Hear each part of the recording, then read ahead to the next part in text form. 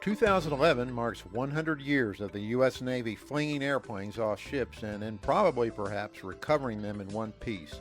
To mark the centennial, photographer Erik Hildebrandt has compiled an ambitious book called Fly Navy, celebrating the first century of naval aviation.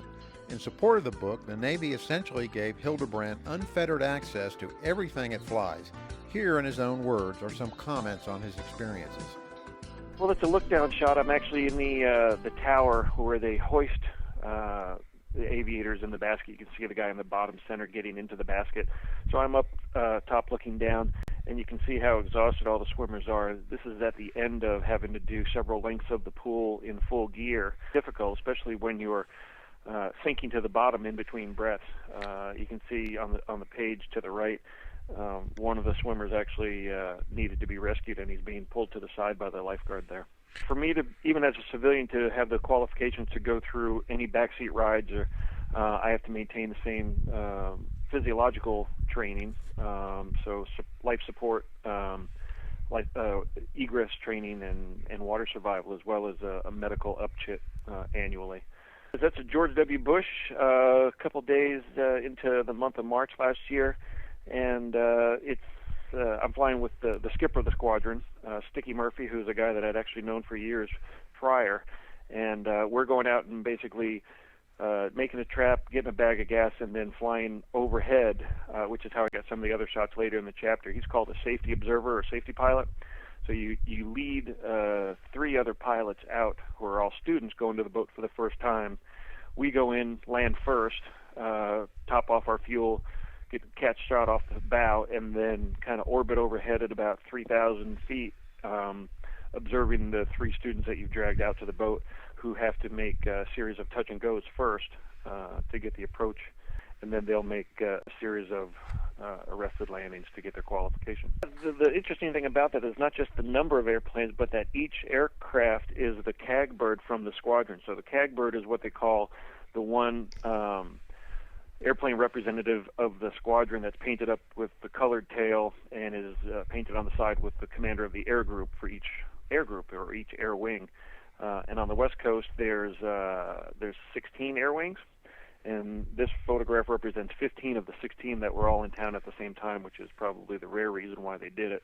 This is during about a 5-day trip up through Kuwait and Iraq, with the Desert Hawks and also the dust-off unit, HSC 2515, who were on a detachment up to Basra, Iraq, and they were essentially a short-notice air ambulance mission up there.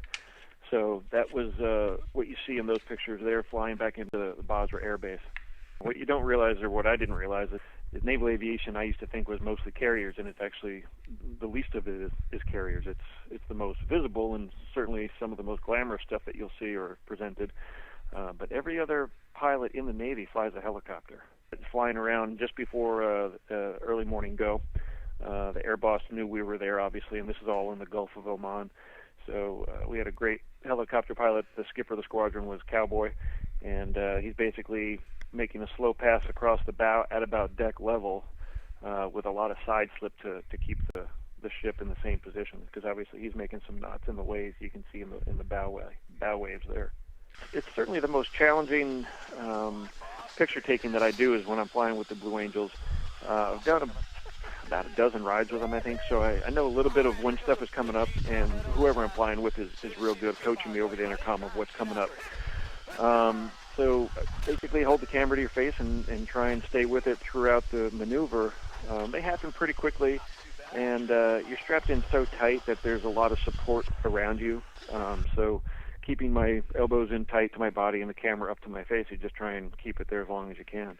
Sometimes I'll take pictures not even looking through the camera because it's impractical or it's impossible, but I'll point the camera in the direction of where I think the shot's going to happen and pull the trigger anyway, so that even if I can't hold my face up, hold the camera up to my face, I can still get a picture.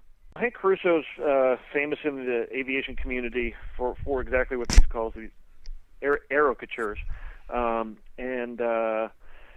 he made the selection or the edit of the classic cartoons that he wanted to include, and that one just speaks so perfectly to the fear a first pilot would have coming back into the break for the first time, and seeing the ramp monster down there and the barbed wire barricade. And he's really got great insight into naval aviation, and his cartoons are very telling, and they're a big hit with the aviators themselves.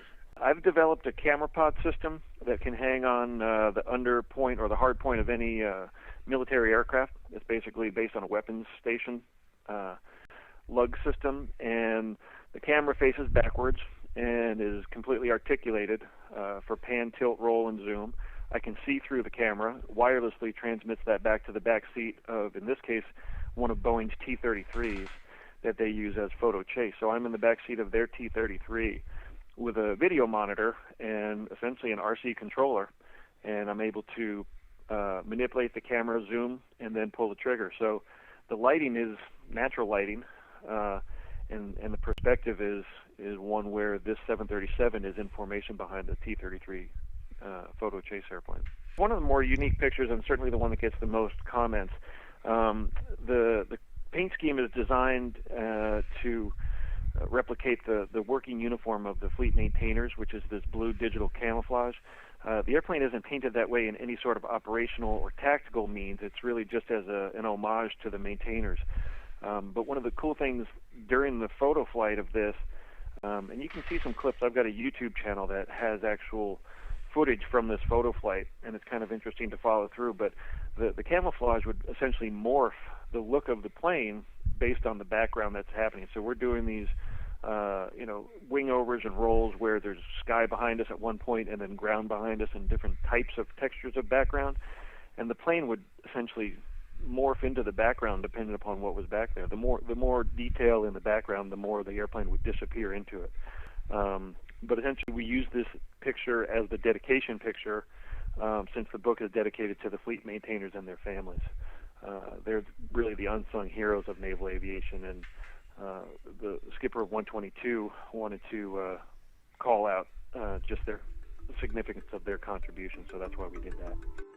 You can find out more about the book and Erik Hildebrandt at flynavybook.com. For AvWeb, I'm Paul Bertorelli. Thanks for watching.